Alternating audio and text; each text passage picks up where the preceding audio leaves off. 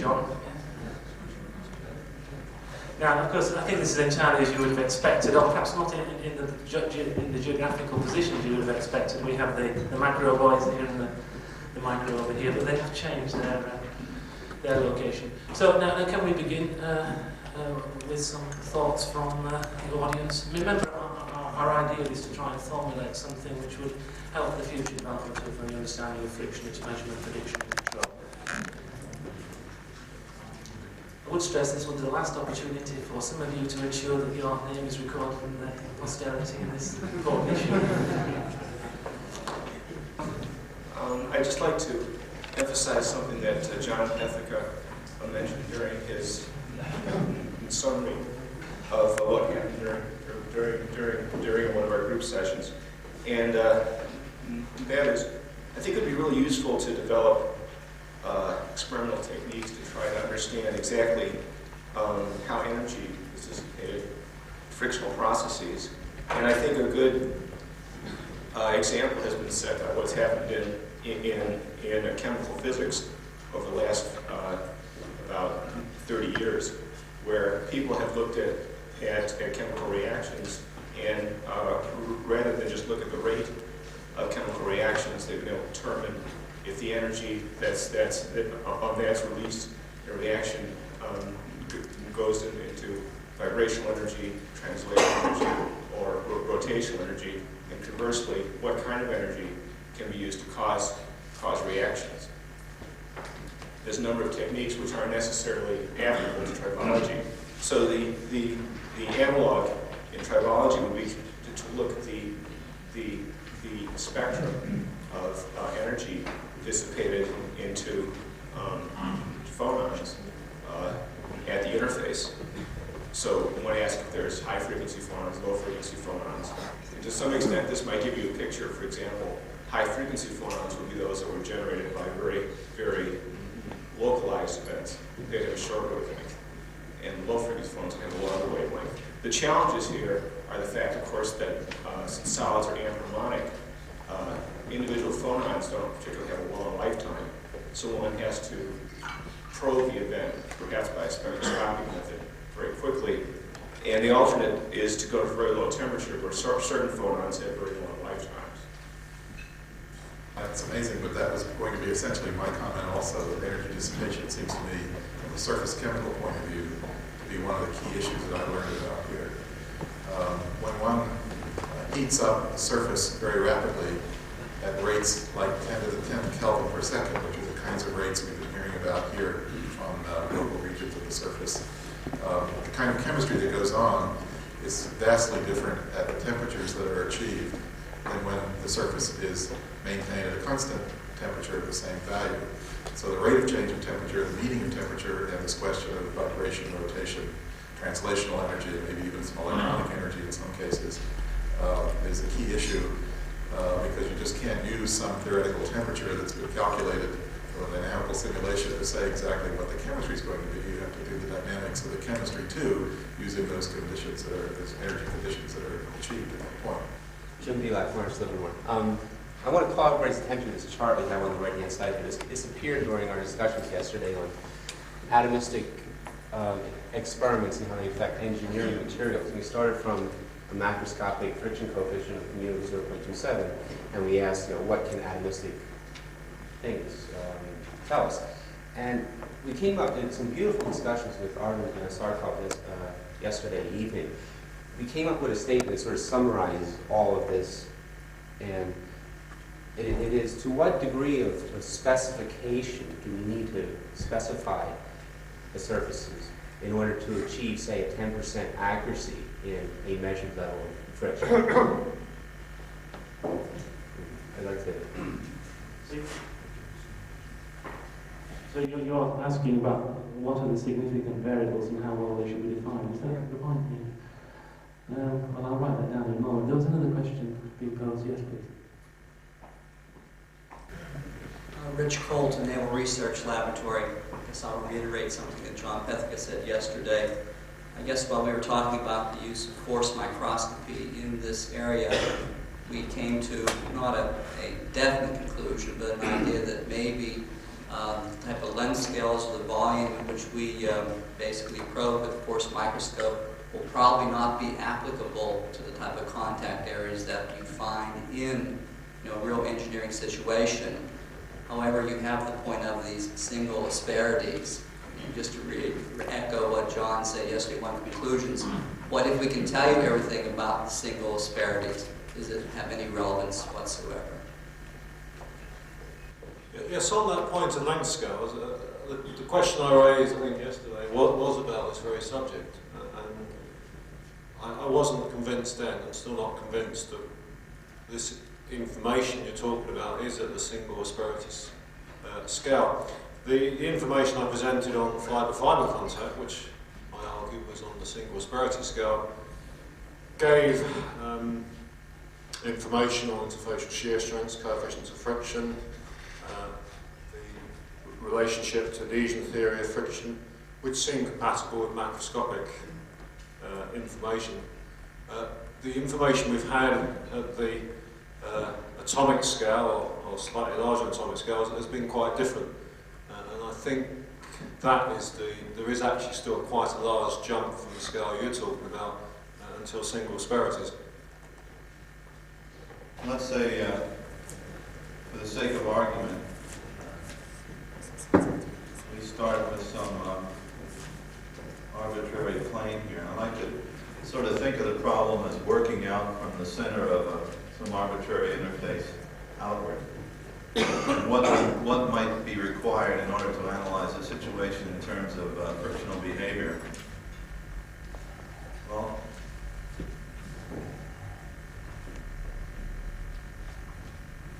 let's say we have two solid surfaces at some distance from the midplane, the arbitrary midplane. And if we have very good lubrication, perhaps it's sufficient to know the properties of the liquid or the medium between those solids in order to describe rather accurately, or to model very accurately, the friction forces or friction coefficients. However, let's say that under some circumstances we get some solid contact or some transmission of force into the solids. Then we need to consider the properties of the medium immediately adjacent to the solid surfaces.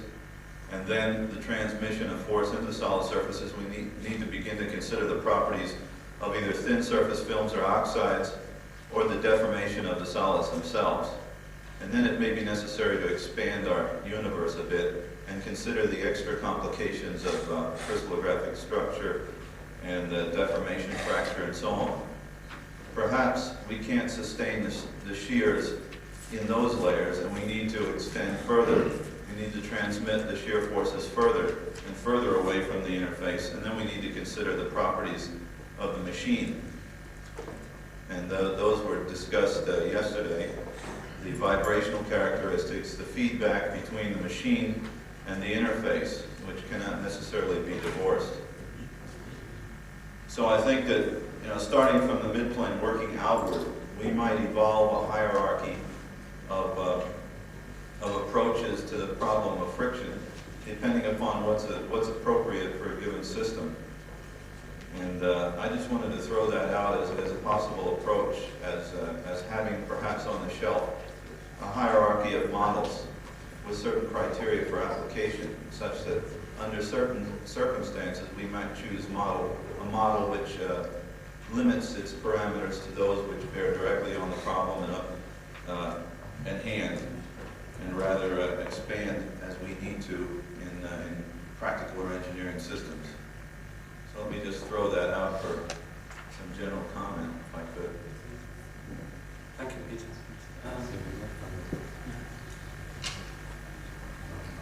I'd hope that we could spend a few more minutes drawing from the participants what they consider to be the important issues.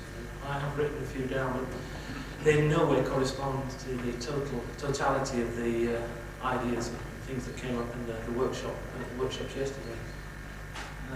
Mark Robbins. This is actually, I don't know if it's a fundamental point or not, but it's something that apparently was debated yesterday when we were talking about it at breakfast.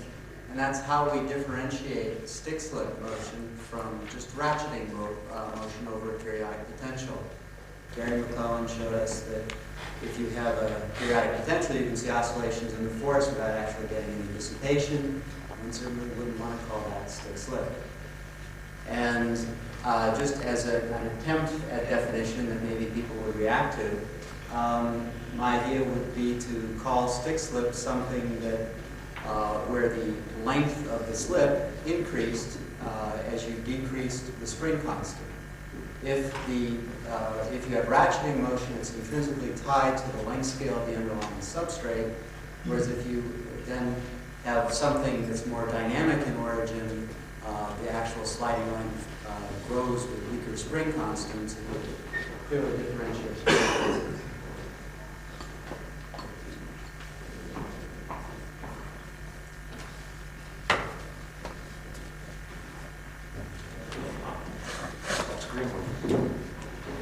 Just continuing that line of thought, what do you do if you're sliding two solids with slightly different atomic spacings?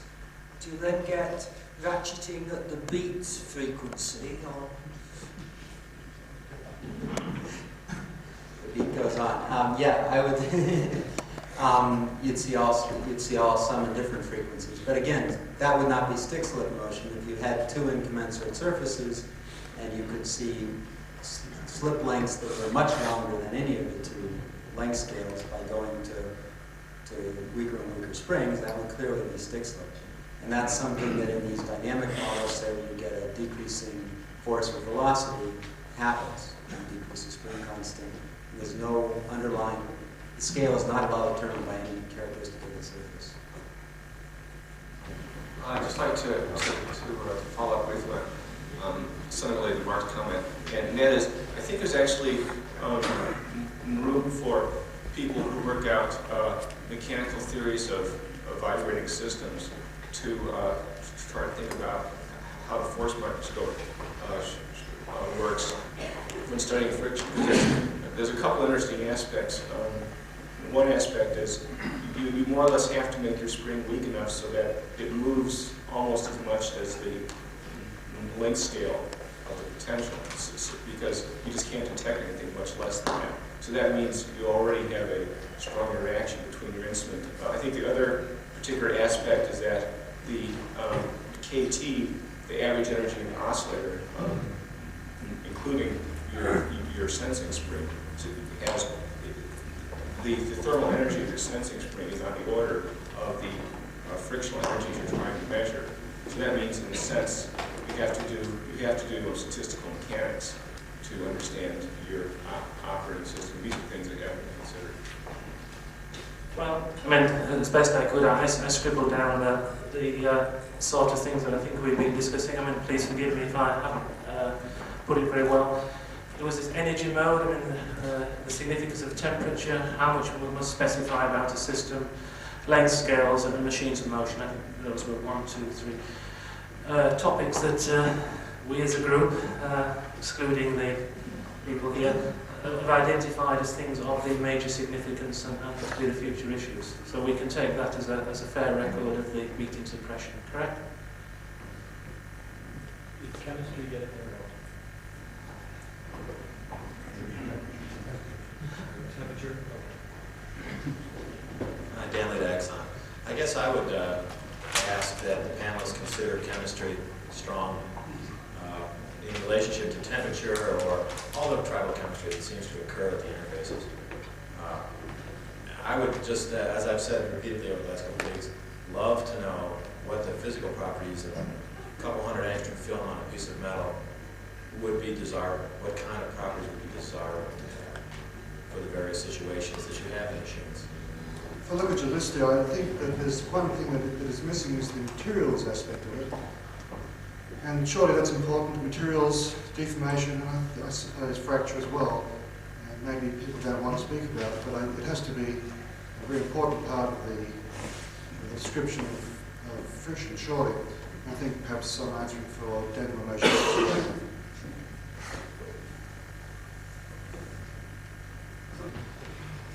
Well, in light of some of the things that went on this week, another thing that's missing from that list is the modeling aspect. I mean, we've heard a lot about the simulation, and you can only anticipate that in the next 5 years computers will be bigger and better, so you can solve a lot of fundamental problems, equations, etc.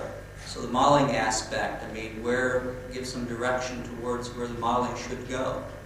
Can we get the continuum and the atomic theories to come together? Or is it really atomic theory yet?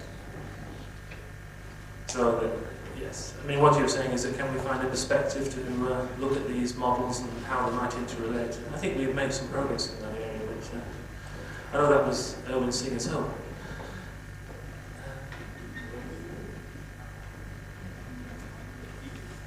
It's really another comment, sort of bringing together modelling materials and the energy approach.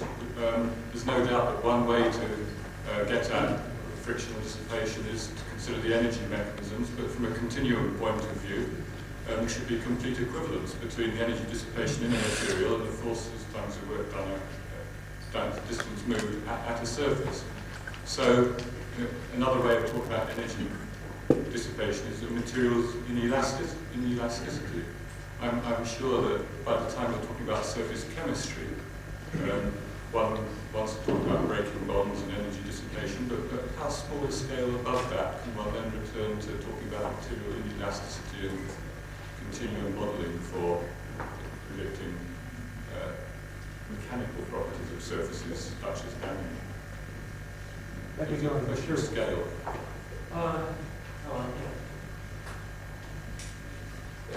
Dick Polizzotti, Exxon.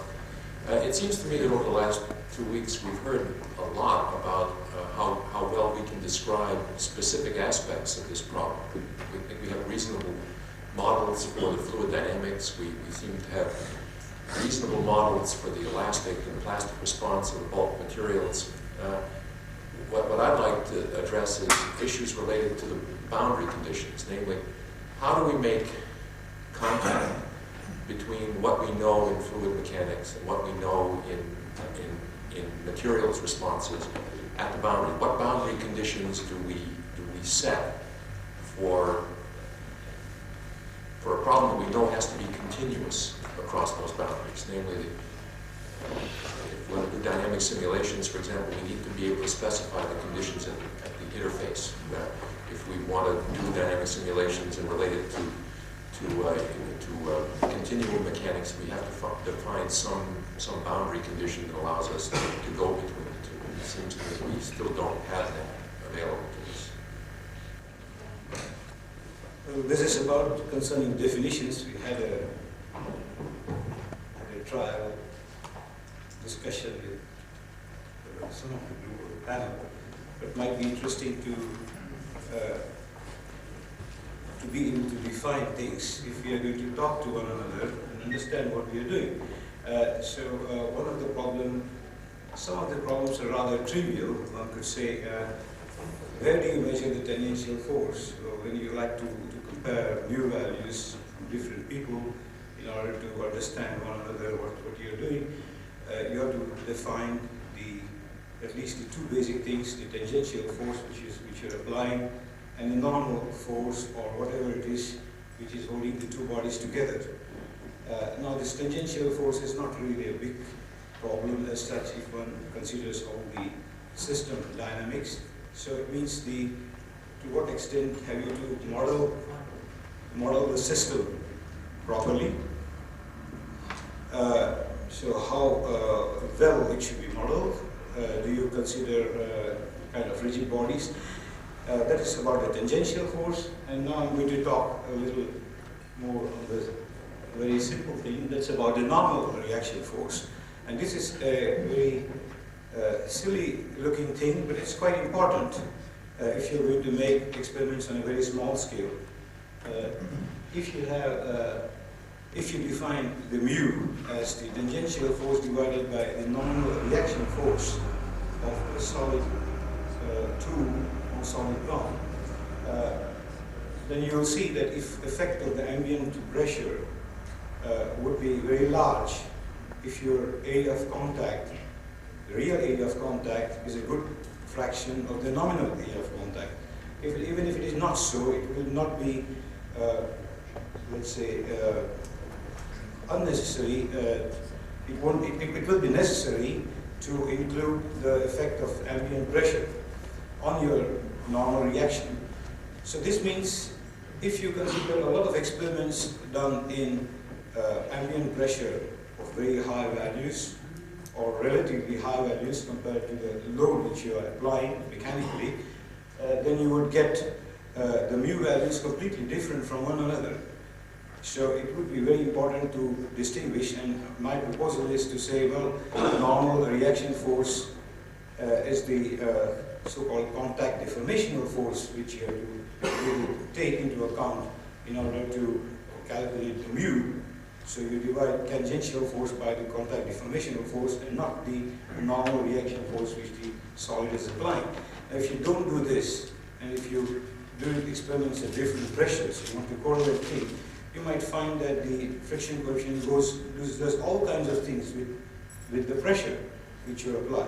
So this is a very vital point in order to define. So what I'm finally coming is defining things in a proper way that we come to some kind of a uniform definition. That was it. Thank you. The continuum mechanics people have been attempting to derive sort of operational phase diagrams and put properties in and tell what kind of behavior. Can something similar be done on an atomistic level? And where do the atomistic effects fit into, or do they fit into these phase diagrams?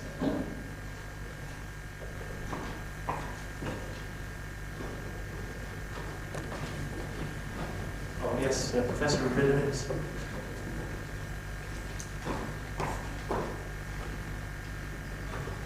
I dare say what I'm going to say are things that people have heard before, but in different contexts. So let me start my way, which is to say probably about a third of the people at this gathering, maybe a little more, are involved in what I might call friction research policy in one way or another.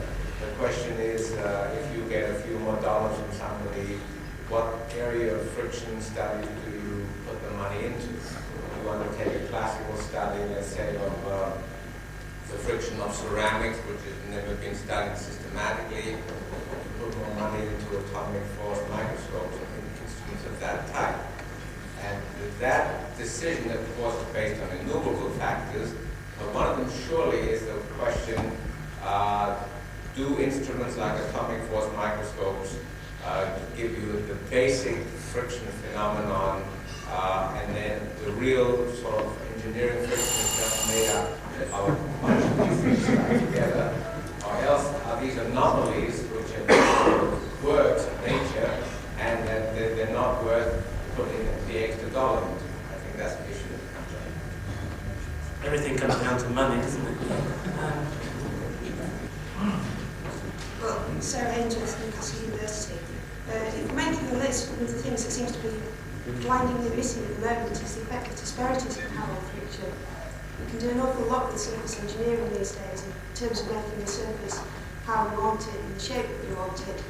So surely we should have some way of interpreting surfaces so that we can get the one that we want. Thank you. All right. Very quick little picture. We've had various drawings of friction. And one of the interpretations deals with a comb cutting through a surface. Now the question is, let's say we had a material A and a material B. You want to know what's the friction coefficient between material A and B. Well, which friction coefficient do you want? Do you want the friction coefficient of the material B flowing down the cone and out the other end? Is that the true friction coefficient between A and B? Because if you use diamond sliders, you know the friction of diamond is very low. Right, you might get a very small friction coefficient. Or do you want the macroscopic situation? Is that the friction coefficient between A and B? Perfect. That's just my little question. Yeah, it's about the scale that you put on your sheet. I think you have length scale, but you have time scale, of course. You have energy scale. But for the problem of length scale, I think the ratio of fin thickness and divided by the length of the contact area is important.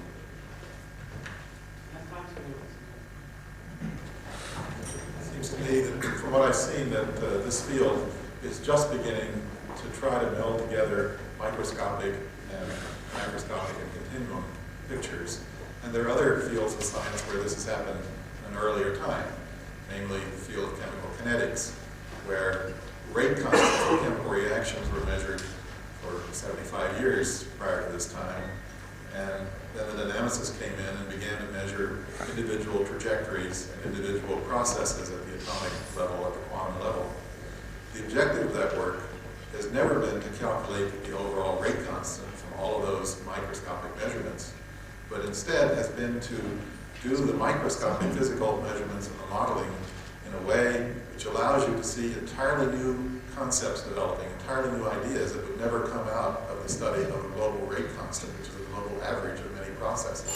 It could very well be that the meaning of the work in the modeling and microscopic is really to introduce entirely new concepts into this field rather than to ever give a coefficient of friction or some other engineering type parameter.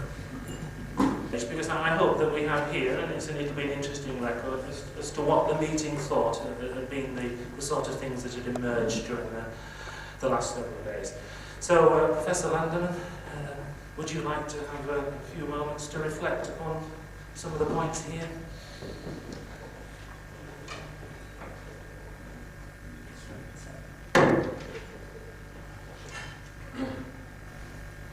Well, I'll just limit myself to one. First, I don't like the description of microscopic theories. It gives the impression of very small theories. I've seen many papers which say we will present a microscopic theory. Well, this shouldn't take long to read. And I will limit myself to well, the easiest thing for me to do this time in the morning is to choose one topic, and I will start from the top, energy mode, and say a few words of what I just thought. And I forgot how this one was this. Right. I don't remember how. Oh, it's there.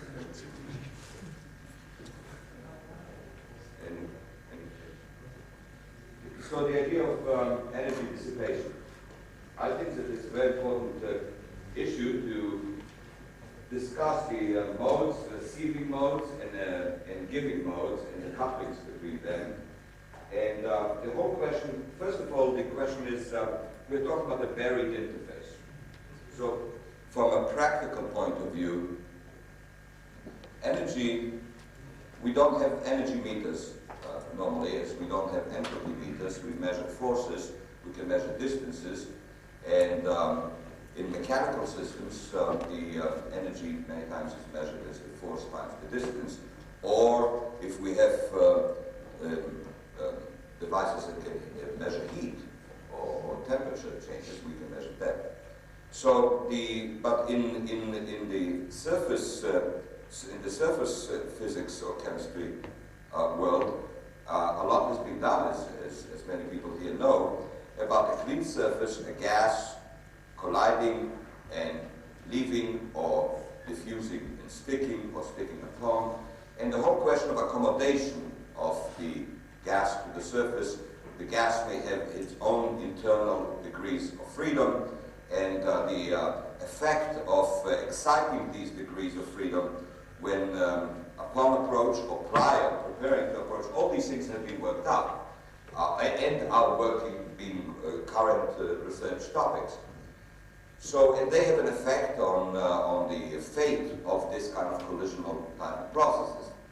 Of course, this is an enviable situation from the point of view of the frictional or the tribology world, because you have one media in which you can put a detector in, and this may be a detector here, and this is the gun which you shoot the molecules and so on. You can have more than one gun if you want colliding beams and the like.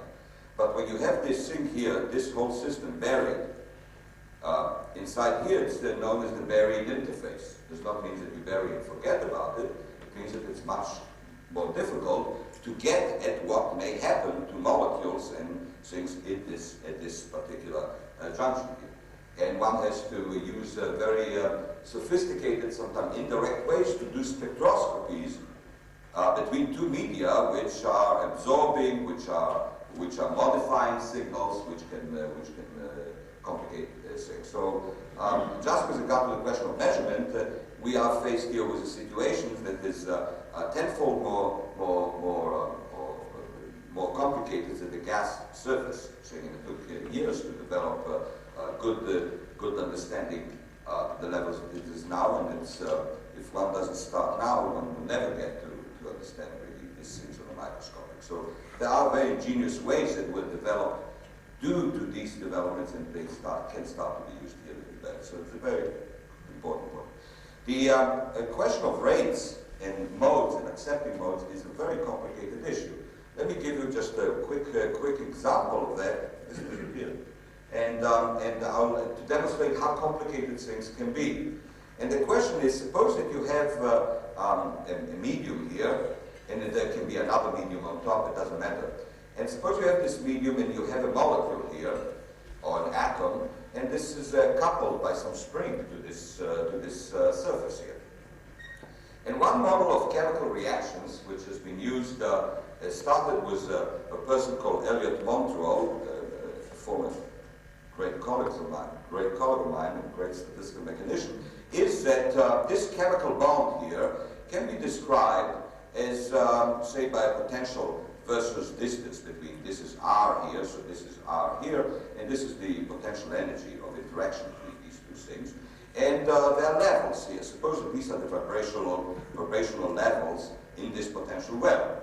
And the breaking of this bond here, namely when you want this to move to here, or if you want it to hop to another place, it involves breaking this bond, so to speak, and reforming the bond in the new site.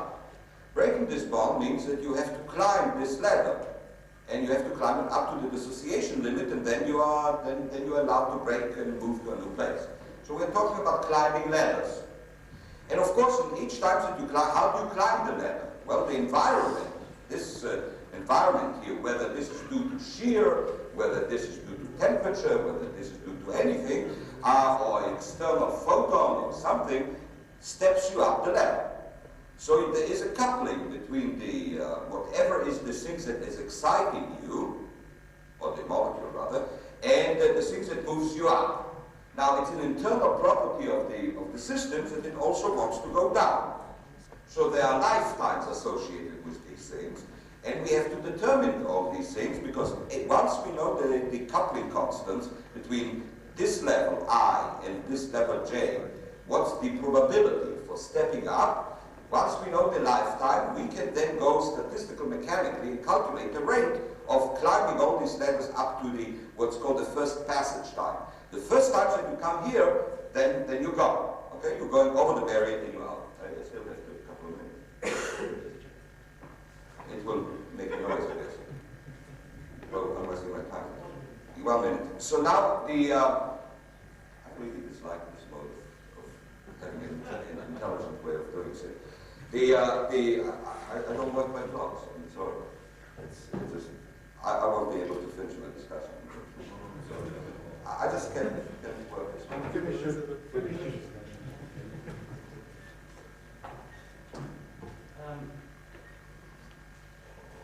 I think we can offer Uzi an opportunity later, but I think I have to use the clock.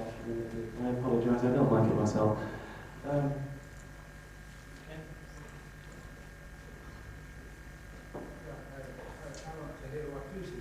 Okay, then Uzi. I don't mean to be a bully, I just cannot think this way. I'll take 3 minutes. Fine, yeah, no. It's also better than normal. I'm sorry? Doing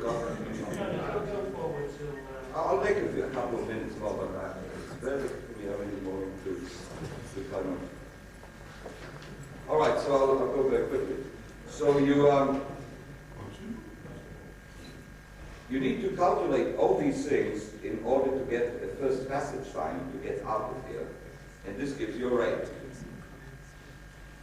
Now, these are not thought out remarks, or at least not thought out any longer than since the alarm clock last went off.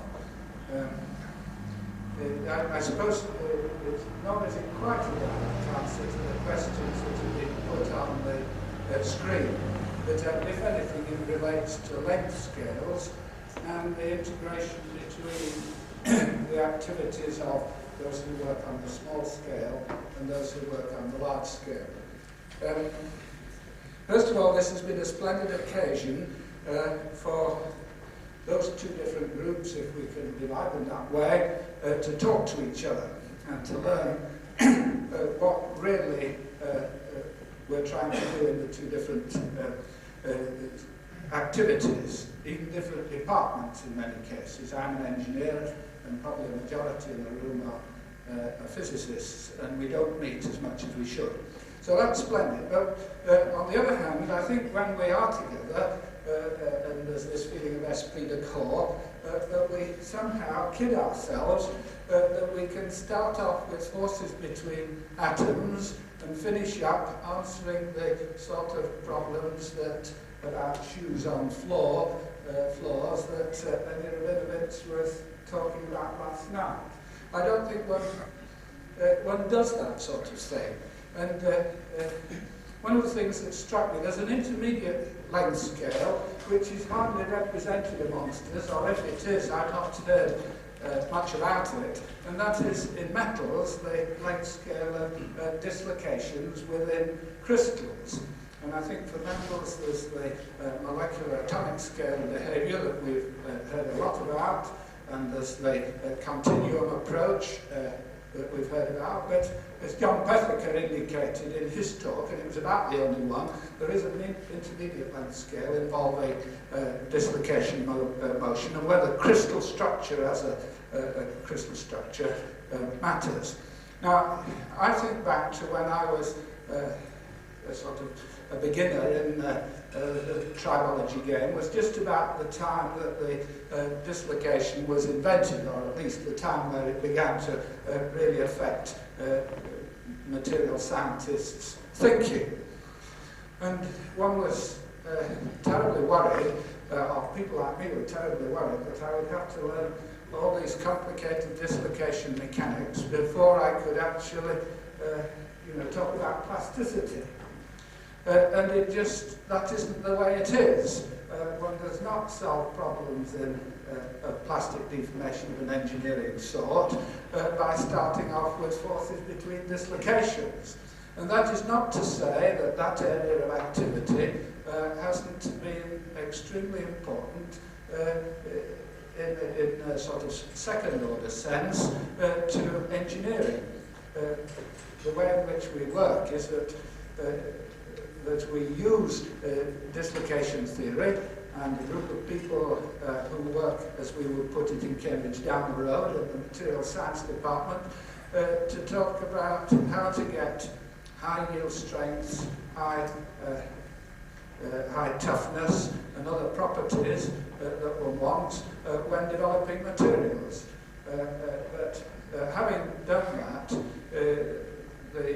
in solving engineering problems, what you want is a continuum theory of plasticity in which you can put a yield stress. And you don't need to ask where does that value of y come from in solving that particular problem. So what I'm really saying is we've been introduced to a whole new area of activity, which I'm sure is going to be important and feed into tribology.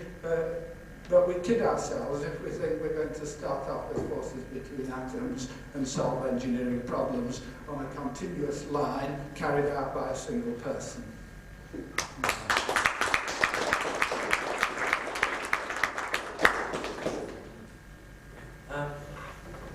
Thank you.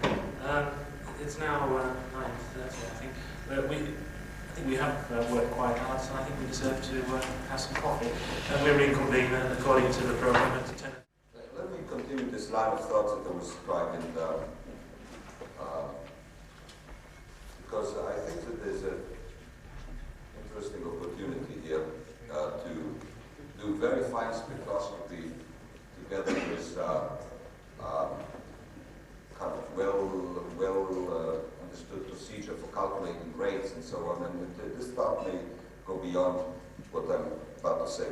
Let me draw first an analogy, a very quick analogy, which will simplify my discussion for the case of friction case, because it will be maybe clear how that. The question that at one time was a very, very big issue is the following question. We have a substrate, a metal, semiconductor, a ceramic, an ionic, doesn't matter what. All substrates have some phonon excitation spectrum to them. So let's plot the phonon excitation spectrum, namely the modes by which this can transfer energy, to in the following way. The density of states of vibration, these are phonon vibrations. I will normally go, there will be a sound wave region where and there will be low frequency vibration and not long wavelengths, and there will be some shape, and then there will be a cutoff. Namely, the substrate cannot give energy in packets bigger than, in metals it's called sometimes the Debye temperature. Yeah? So you have the Debye spectrum for this thing is something that goes like that. This is the Debye frequency, if you want. So there's a finite cutoff. For quantum of vibration cannot be bigger than that. So if you want to go larger distances than what this can provide you, you have to superimpose coherently a few of those, and this is a low probability event. Superposition of 5 or 6 quantums of energy is fifth order perturbation theory, and everything becomes smaller and smaller. So now comes the question. Here's a bond between, say, C, O, and a surface. Okay? To dissociate, to break this bond, to break it, you have to cleave this bond here. You want to break it. This bond is characterized, this is the bonds that I'm plotting here. This bond is characterized by very large at the beginning, because this is a potential well, if you want. Looks like that. And at the bottom of it, let's say a Bosch potential, there are very large quantum of vibrations separated, and it crowds towards the top. Once you got into here, you can break and dissociate, because you are up there vibrationally excited, and it goes. Now, the point is the following. If the phonons coming from here want to dissociate this bond, they clearly, on this scale, will be able to provide only up to a maximum. This is the density of states, this to that, and it cuts off here. So there's in the Debye picture, this is the maximum step length. The question like climbing a ladder where you don't have enough leg span to climb between here to there. Well, what the wise man do, finds himself another ladder which he can't climb. So he will climb this little ladder. Well, here's this little ladder here. This little ladder matches very nicely with the density of states of vibrations, because the density of state of vibration of this thing here is suppose that, like same scale here, and I have vibrational modes that can receive from this thing here. So he will go and climb here. With some probability he may go down, maybe his wife is coming to him or something happen. And then he goes in, but with some probability his wife will be sewing at the same time, and so he will be able to go upstairs here. When he's upstairs, another possibility, the mailman comes, but maybe the mailman doesn't come. So he will not go down, and he goes up. You know? So with some probability he will, but this involves only single phonon transition. This is good probability. Once he got into here, he says, well, the hell with all this little ladder. I mean, this is too much of little steps. Let me jump to this ladder now. Because now I'm in a situation here where I can actually measure it. This is the desirable ladder. This one goes higher and dissociates eventually. You see? The idea is what is called in nuclear physics and also in multi-phonon dissociation, doorway state. This was an idea introduced in nuclear physics by Wigner and Feschbach. And in multi-photon dissociation by Blomberg and Jablonovich, they want to dissociate SF6, the molecule SF6, sulfur, this was for uranium separation of it. They couldn't couple to the S to F. They couldn't then. But they could couple to the breathing mode. This is the small ladder. So they breathe the molecule becomes very unharmonic, and then it jumps to and dissociate it out. So the idea is here.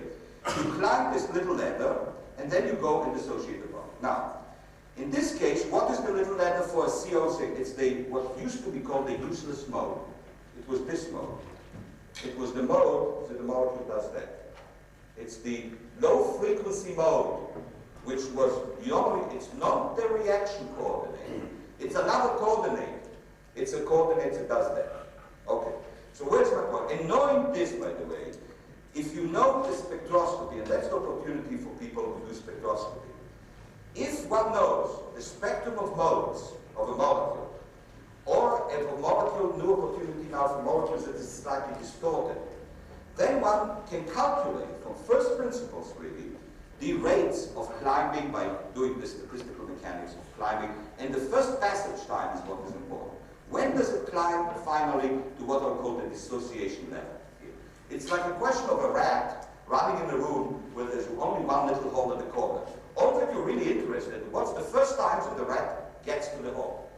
All the rest of the time, so that's called the first passage time. This will determine at what rate you will leave the room. Okay. Now, this is the picture here. This is what is needed, this energy spacing and the probability for excitation of these things. Where is this related to friction? The idea of friction is that if we take these two surfaces and we have something here that is influenced by the two surfaces, by moving this to here, we are stretching something. We are doing something at the interface of this. If we are stretching, there are several possibilities, but one of them is that immediately we are not in this situation, but we immediately may be already right there, at the place where phonons can immediately bring it. So the act of the translation, slow translation now I'm talking about, may move me already to be at this starting point at here. And now I'm in a good situation because I take my yardstick of available modes, put it here, and says, aha, this can jump me very quickly up here. I don't need coherent superposition. Each packet can do the job. You see what I'm saying? So now what is needed, I have not seen yet a single experiment, whether it's in gas phase absorption or in any other thing, of what are the infrared transitions and spectra and lifetimes, because you see, for each time that you climb, you have to go back. What are these spectra of lifetimes and transitions for a distorted molecule? This is what we need here, because if we know the distortions, we can go along the ways that we distort and then go there. And now this is a way to maybe explain how you produce dissociation and energy dissipations and things like that. That's really the ideas at the head, and it's a workable problem. It's a workable program with input from experiments about the spectroscopy of stretched or distorted molecules. And I think that I will stop here.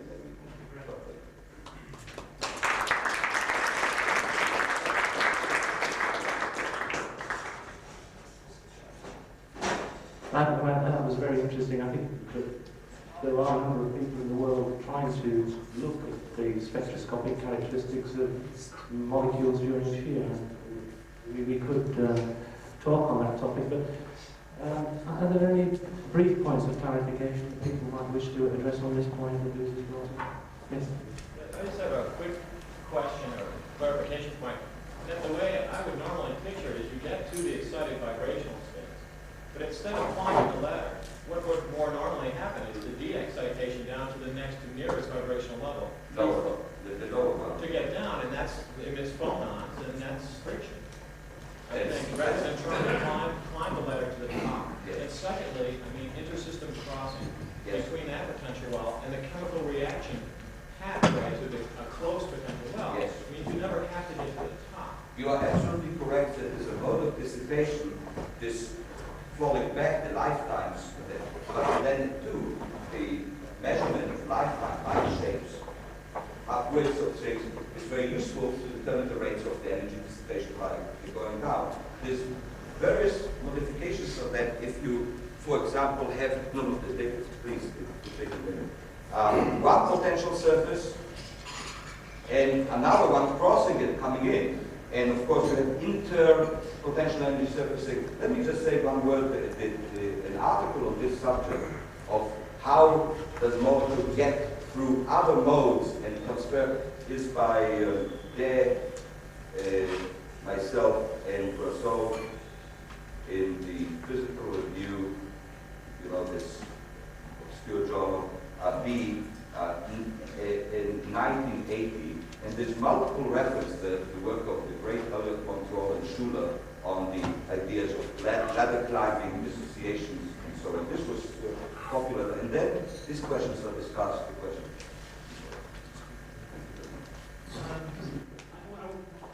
What I would like to do is, I mean, this is a good topic for detailed discussion. Perhaps we could return to this in a short while when people have reflected on the questions and thoughts that they might like to pose. I've asked David Tabor to what was his thoughts upon the meeting and on the future of the issues we've been discussing.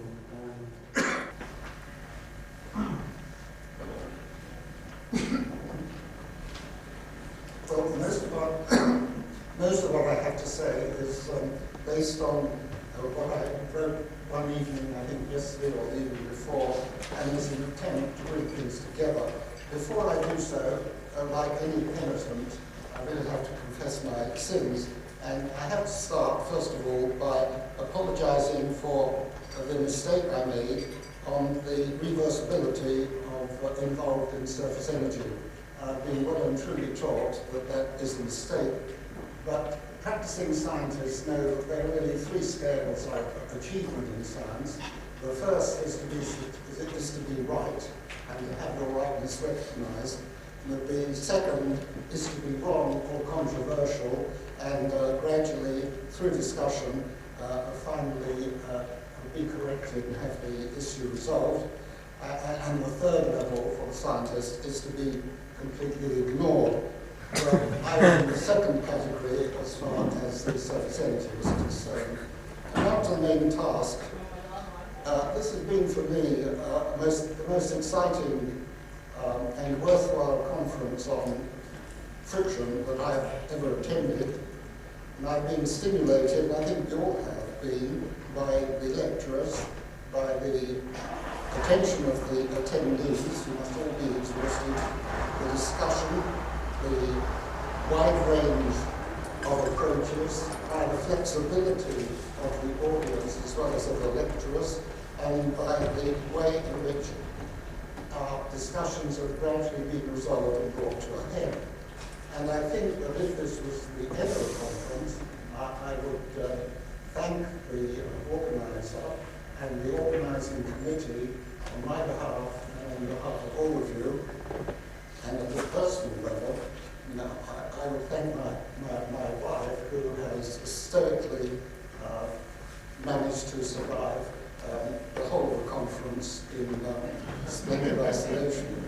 But if I were to try and summarize the things about the conference, it seemed to me to bring the various aspects together. I think there is a consensus that continuum mechanics and contact mechanics and fluid mechanics will always supply a practicing engineer with the tools for producing effective and viable machinery. He or she will need to know more about the properties of materials and the properties of fluids, but from a practical point of view, these properties that they need to know better are essentially bulk properties. Of course, within this continuum approach to friction, we really still have to struggle with the problem of surface profiles, and most practicing engineers are happy to use the ideas developed by Greenwood and Williamson, I suppose 25 years ago, in spite of what Jim Greenwood has been telling us. And I feel that the discussion on profiles is rather like the happily married couple who, after 25 years of married felicity, suddenly discover that their marriage certificate is faulty and maybe even be legally invalid. Nothing in their relationship has changed, but they are not quite sure where they are.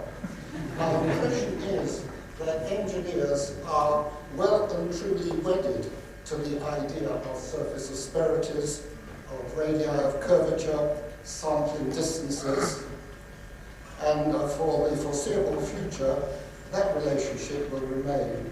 And it will be up to those who have discovered a flaw in the marriage certificate to rectify the situation. And I'm sure that we all wish Jim Greenwood and his colleagues every success in this serious task of preventing a divorce. When we talk about friction, we are nearly always talking about frictional forces. Nearly all the papers you read on friction talk about coefficients of friction. I'm a sinner like everybody else.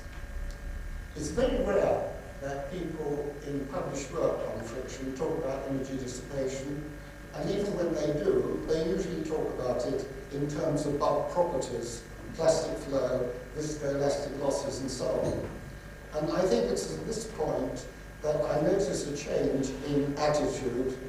We are beginning to recognize that it is time for us to start thinking of energy dissipation in terms of atomistic mechanisms. The talk I gave at the beginning of this conference was not a lecture that I took out of my file of lectures and delivered to you.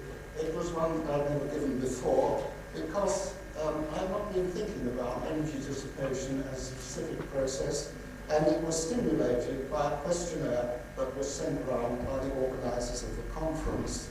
And as you know, starting from the very simple ideas of how plastic deformation occurs, how rows of atoms on the slip planes gradually cause a jump, and the system is distorted, and recovers, the vibrations then go through the system and then are gradually dissipated as heat. And this discontinuity always involves a dissipation of energy. It even applies in the intellectual sphere when someone's train of thought is dislocated. The nervous energy required to recover is something quite considerable. And so we will see this general process, something which involves discontinuous motion. Discontinuities because of instabilities will produce energy dissipation. Of course, when we talk about energy dissipation in, say, viscoelastic materials, it's very easy to say, oh, that's all right, there's springs and dashpots in there. But of course, there are no springs and dashpots in, say, polymeric systems. There are molecular chains, and it's maybe not a bad thing if we start going back to think about how molecular chains can be stretched. At some stages, they will be stretched only in terms of their entropic properties, and those elastic properties will be reversible. Or we may do it so quickly that we can't remove it, except then the bonds, the modulus is very, very high. That is also reversible. But in the stage of moving these chains one against the other, there will be entanglements, molecular interactions, distortions, and flicking paths which will cause energy losses through vibration. Now you can see from what I have said up till now that I am still thinking of friction in terms of properties, and I have not yet said a single word about surface films. And one of the important aspects of this course has been that there has been a good exposure of us to the chemistry of surface film formation. At some stage or other, I hope we shall be able to have realistic models of the effective temperature between sliding surfaces and their role in chemical reactivity.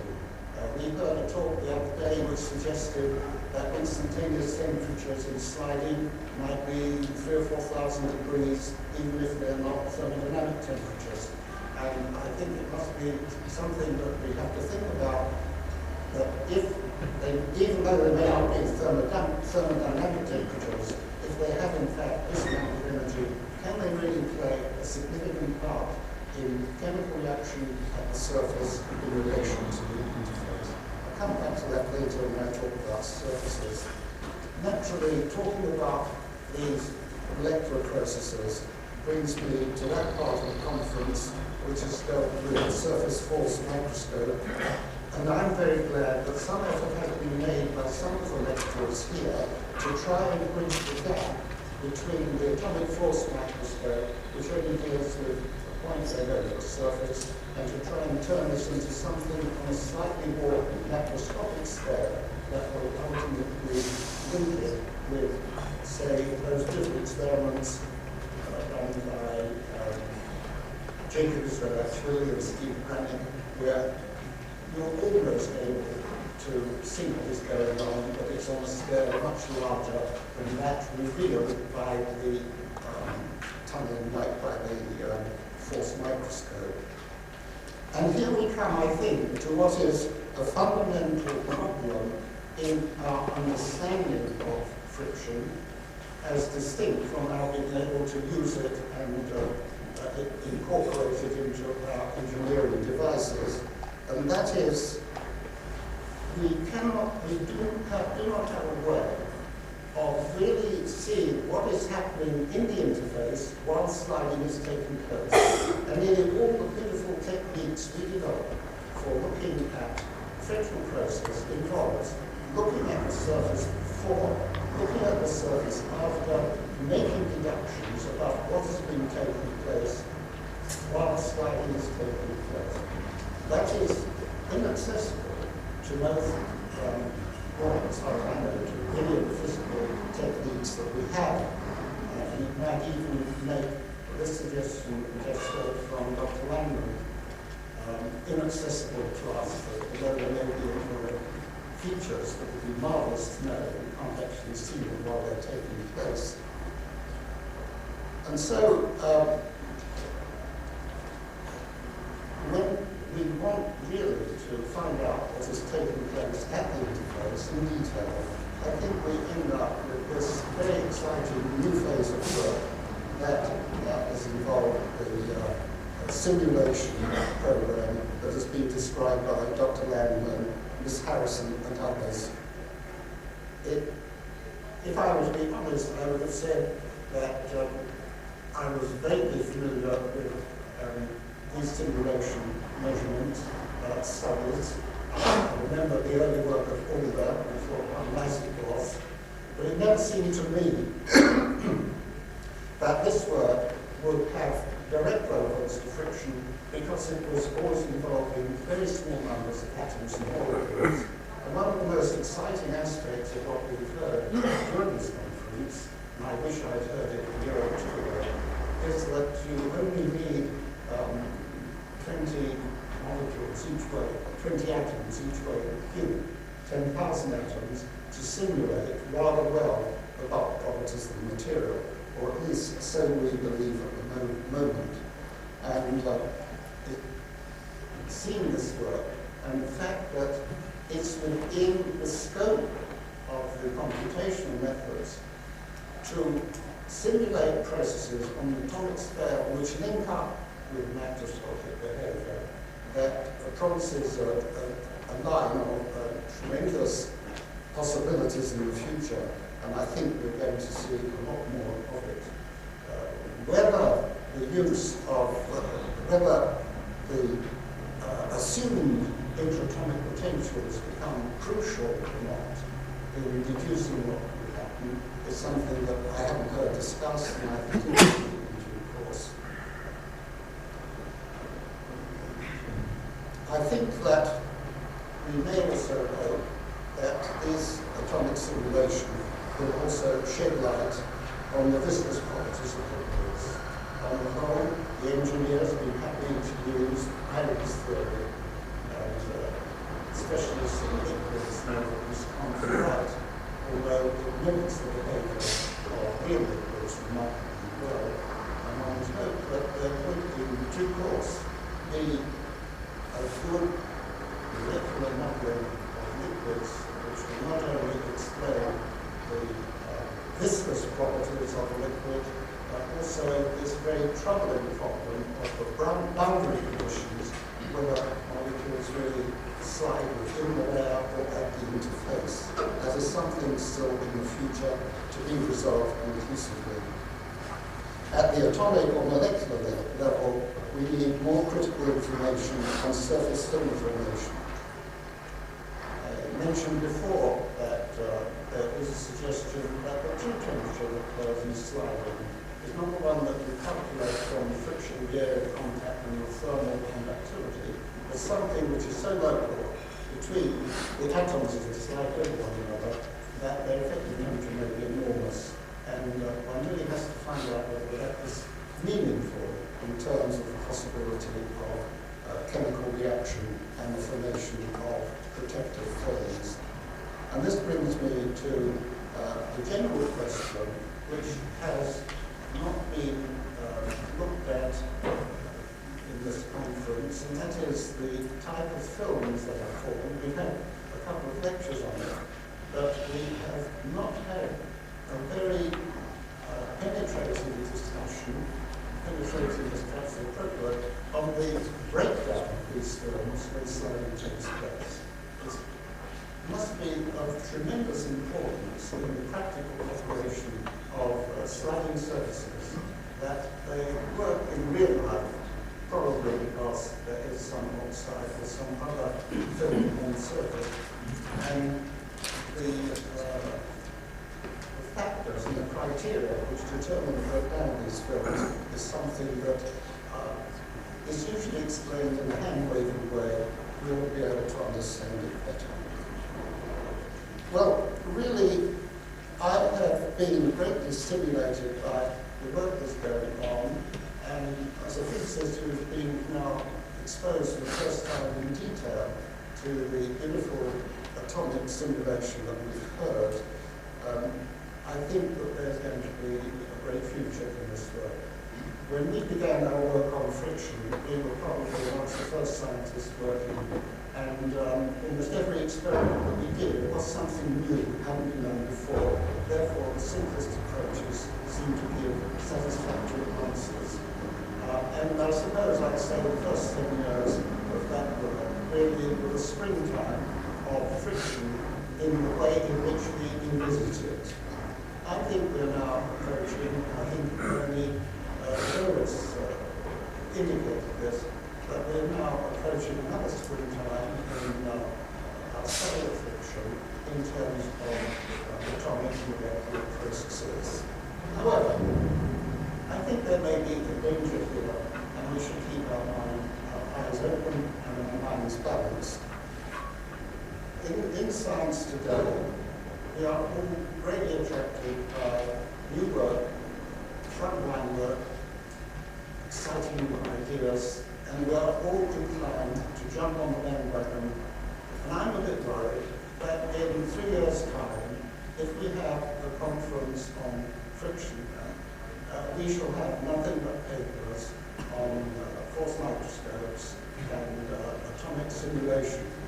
And meanwhile, in the background, Duncan Dawson will be busy designing engineering machinery using classical methods, continuum mechanics, fluid mechanics, contact mechanics, and so on. While we will all be doing along with our atomic processes. If that goes on, the only people left behind will be the engineers, including Wilson, and Ernie Rabinowitz, who will, with his simple tests of the slipperiness of floors and so on, will be receiving the well-deserved rewards that the American fascination with litigation requires into this field. Well, I've really said as much as I wanted to. Thank you very much. I've enjoyed it very much, and I hope that you're not more fatigued than I am, but if you enjoy the fun facilities. Thank you.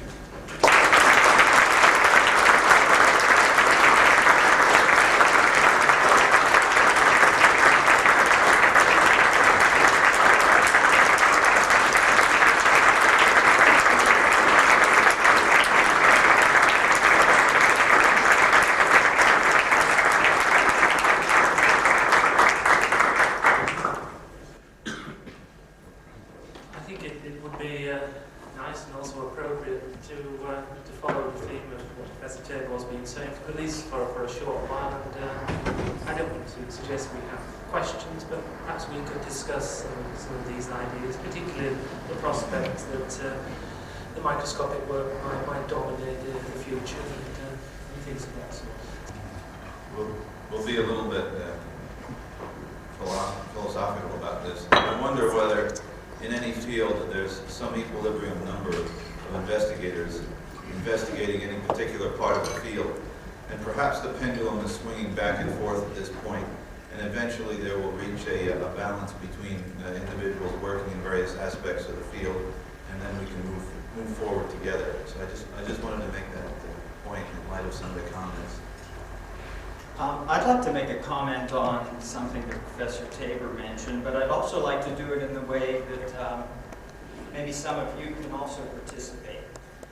I came into this conference with about 10 years of background in tribology, and after listening to this, I got some good ideas that I want to take back to the lab, and I want to mention one. And if it's possible, I'd like to hear from those of you, since Professor Tabor's talk covered the gamut of this, how you can take things back to your lab from what you heard today and make it work, how you're going to address the friction problem.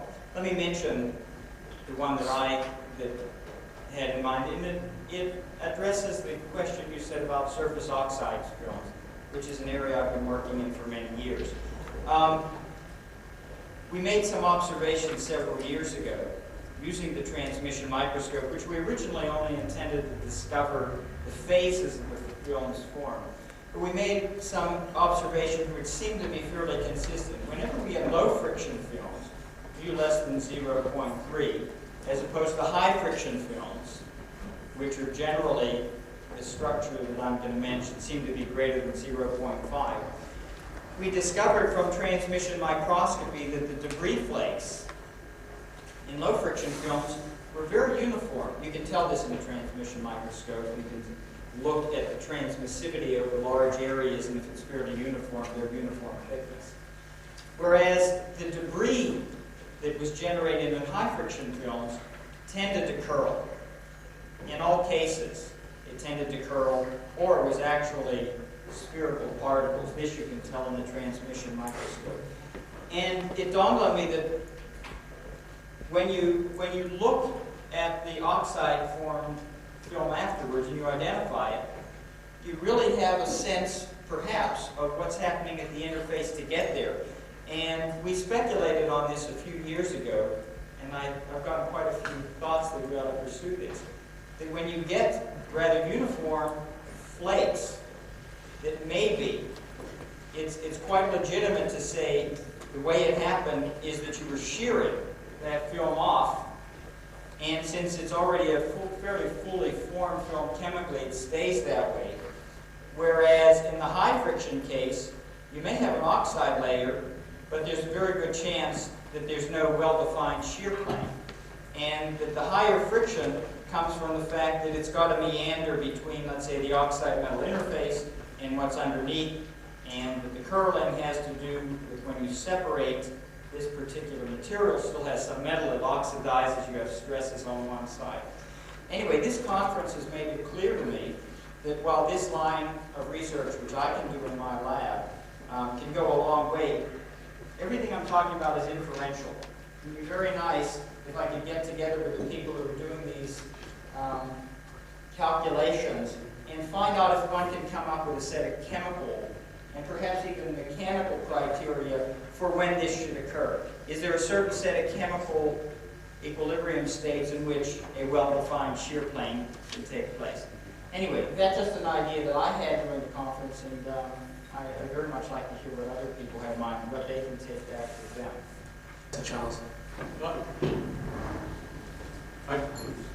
I just want to respond to Irwin's comments here and the sort of interactions from what he was saying in continuum mechanics, because that 0.3 to 0.5 level is exactly the range of friction coefficients where you change from a rather gentle sort of wave flow around surfaces, if there's any plasticity, subsurface plastic deformation and fatigue mechanisms of flow, and the higher levels of friction where you start getting surface concentrated shears, possibility of prowls and unstable flows.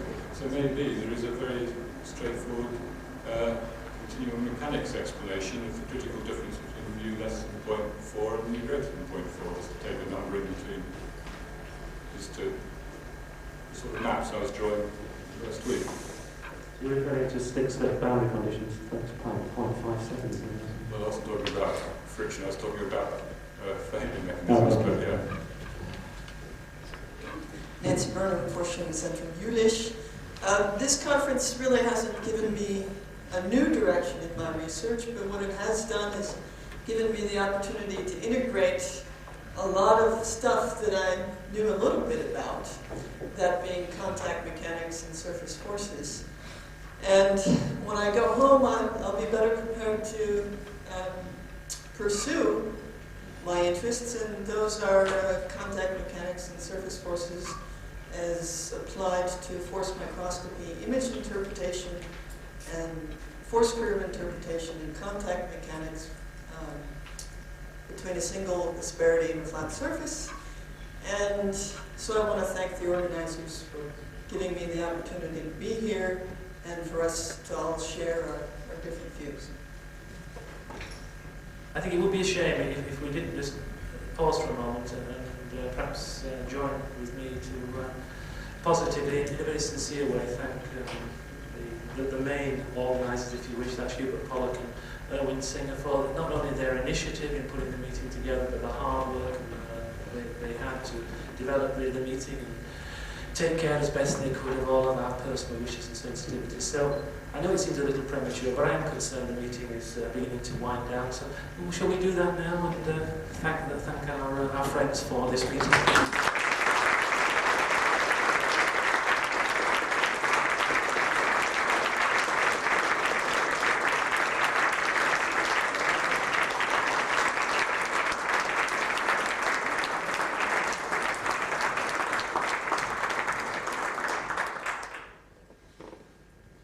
Sounds very an odd way of doing it, but now the theme of this morning was to talk about future issues and to develop some technical base that could be put into a digest to go with this magnificent book, which I'm sure we're all looking forward to having and to reading. Can we return to technical matters now? I noticed there were a few people who had some thoughts they wish to share. Yes, please.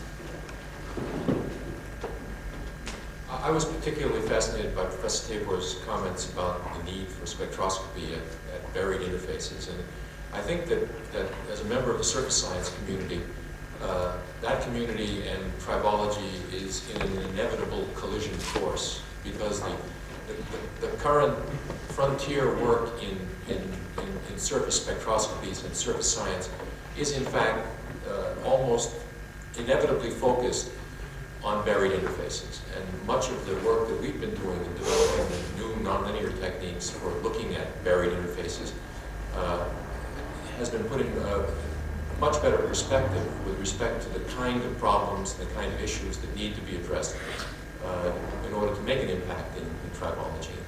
And one of the things that's come out of this meeting, I think, is a real commitment to try to find ways of coupling those kinds of new spectroscopies to the kinds of atomic force apparatuses that we've heard about during this meeting. And I think from that may come in the future some significant inputs with regard to the issues that Professor Tabor raised.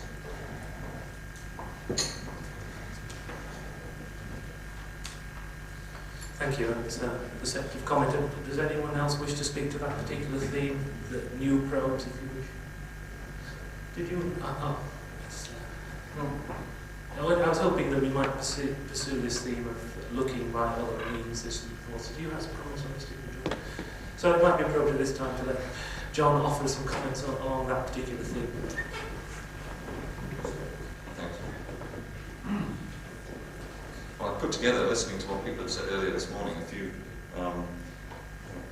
things to address to the questions that have been raised. There were really two of them. One was this was just being pointed out. What can you actually do in reality, distinct from conceptually, to say what's going on the interfaces? I just wanted to preface that by, I was going to talk about length scales, so I didn't forget that for now. But as Robbins pointed out, I just want to preface it because the context in which we've been talking about this, there's really been mechanisms of dissipation and so forth. But I just wanted to start off with a caution which is people do actually measure forces. That's what people actually use when they're doing engineering things, and it's very nice to be able to say something about energy dissipation.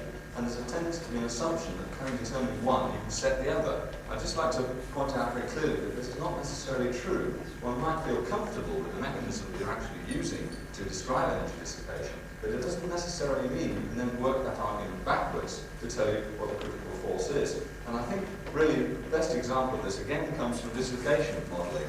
A great deal of work has been done on what dislocations do as they move around and how they explain plasticity. Jim Greenwood might doubt its usefulness for real plasticity, but I think it's fair to say it's been fairly extensively used. But if you actually ask somebody, despite all this massive advance, to actually tell you what stresses are required to nucleate dislocations, you get answers which vary by fantastic orders of magnitude. And we need to be clear that even if we have an energy surface, it doesn't mean our knowledge of the maximum and minimum points, which actually determine critical events like nucleation, are actually all that good. So let me rush down the road and what the rest of what I'm going to say about energy dissipation, how we might actually look at it. I think probably ought to bear that in mind, that forces still do matter for many problems, and energies might not tell you all that well about it. Well, on the handout there, a little diagram, conceptual diagram of how we might think about energy dissipation. And really all I intended to do with this was to say that it's a matter of equilibrium versus non-equilibrium. When you're doing an experiment, or most classical experiments, which is really what I'm focusing on, what you tend to measure is everything that's happened afterwards. And so if I look at my intensity emission of various objects that I might be looking at coming out of there, and this could be radiation, electrons, ions, you name it, they may start off in some interesting spectral condition, which tells me about the frictional process. But by the time I actually get out of my apparatus, it's just a mess down there at low frequencies. And the basic point, as Uzi Landman pointed out, is that in the process of getting out, most of the interesting signals all get mixed up with each other, and all I'm left with is heat. So when we say it produces heat, we aren't necessarily saying that that's what actually occurs immediately. All kinds of things are occurring. And that was the reason why I put this little peak up here for triboemission. We know that if you have some sliding systems, you actually get light emitted. Because, and therefore, this tells us there must be processes on the order of 1 electron volt occurring in friction. It just happens that that's one particular kind of excitation, which in these systems just gets out without modification. And really that brings me on to my sort of summary main theme slide. We can conceptualize all this, but as the last speaker just said, what can we actually do about really measuring things? And the bottom line, the problem is, here, unlike surface chemistry or surface work, which has developed extensively in the last 25 years or so, the problem is that the characteristic emitted radiations, whatever they might be that we're using, the big problem with varied interfaces like friction is they tend to decay and mix up before they get to the point where we're actually detecting them. And that's the summary of the whole problem. You can do all this stuff on surface chemistry because your electrons or whatever they are get out to your detector or come in from your probe before anything too nasty happens. So what we really need to do is think about ways of minimizing that effect for performing real experiments. And I've sort of drawn up in my 2 last few graphs a sort of summary of the kinds of things we might think about. And one of these is hardly very original. It's been used for cutting tools for some time. Maybe we can make one of the electrodes transparent to the radiation we're using. So we might think about using optical spectroscopy for that purpose, particularly light. Well, of course, that's fine if we want transparent electrodes. And we've got to be a little bit careful about what the light happens to the light as it goes through. But in principle, there are methods in which you can use transparent or perhaps alternatively very thin or very small electrodes so you have some reasonable coupling in. But let's remember the problem with coupling is non-trivial. In my talk, I mentioned the possibility of using electrical measurements. There are special situations in which that might actually give you a signature of what's going on. And in that, I include the possibility of coupling in high-frequency electrical processes, such as microwaves or even plasmons possibly, which is known you can propagate down things like tips in FM and similar measurements. So it's possible, but you can see these each have got their own limitations. Let's go on to the next one, which is calorimetry. Of course, what we're talking about is emission of heat here. And so a straightforward thing might just do a sliding test, measure how hot the apparatus got. And this kind of thing, of course, has been effectively done. But it doesn't really tell us anything unless we can do something a little bit more useful than that. And so if we go back to our spectrum diagram, What we really need to do is not so much look at all these horrible phonons that come out of the bottom end after mixing processes. We want to look at these ones in here.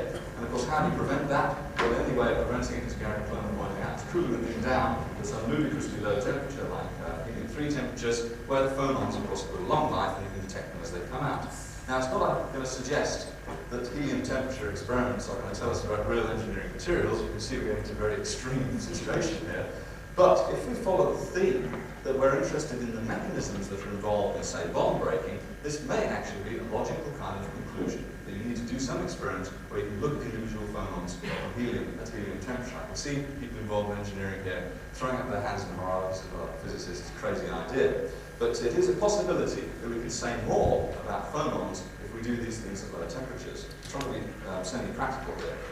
Another important point, what's one of the things that we can actually measure in these experiments? Well, of course, forces. They're always measurable. But I'd like to make an important point here, which is just due to the mechanics of the apparatus, this applies to STMs, atomic force microscopes, or anything, it's exceedingly difficult to resolve forces on a timescale which are much better than, say, 10 microseconds. And let's just recall the gap between chemical processes, simulations, and so forth, which are all occurring in sort of nanoseconds or even faster, and what we can really measure in terms of forces. If someone can dream up an apparatus which measured forces on the nanosecond scale, they'd really be in business. But if you do a few simple sums, you find the masses they had to use over the order of atomic masses. And it's rather difficult to actually deal with atoms directly and measure their forces without coupling them to some object like a tip. And of course, then you've introduced a massive extra mass. And what this means is a lot of interest in unstable processes. I've drawn curves like this, stress versus strain in a minute.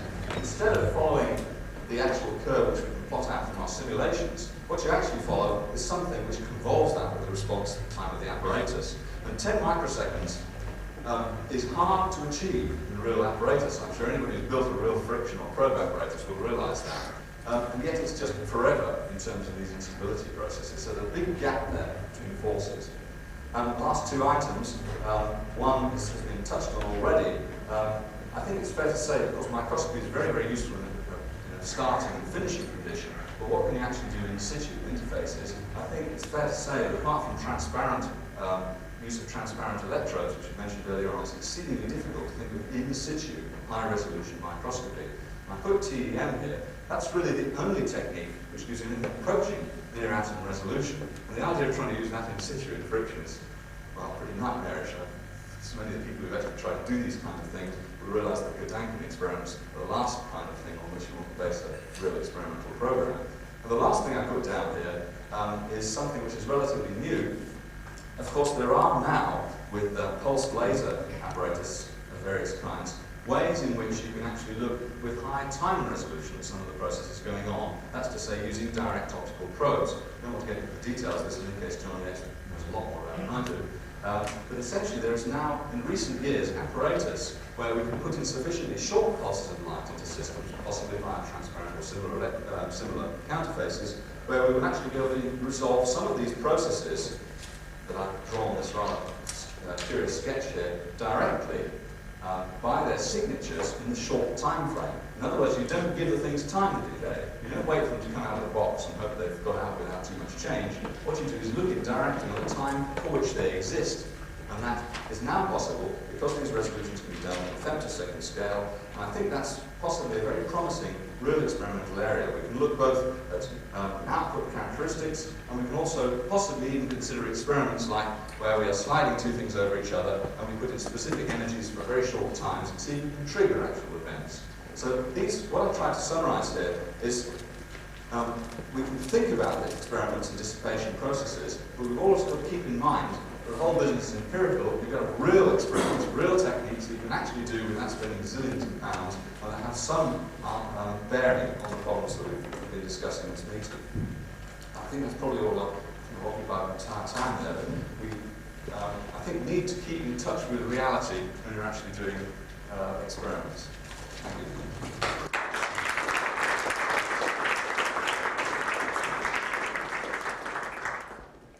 Just a quick comment about the low temperature idea, looking at the phonons.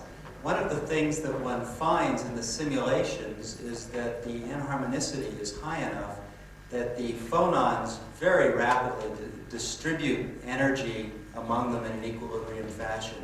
We're talking in, well, you know, a tenth of a picosecond or a hundredth of a picosecond.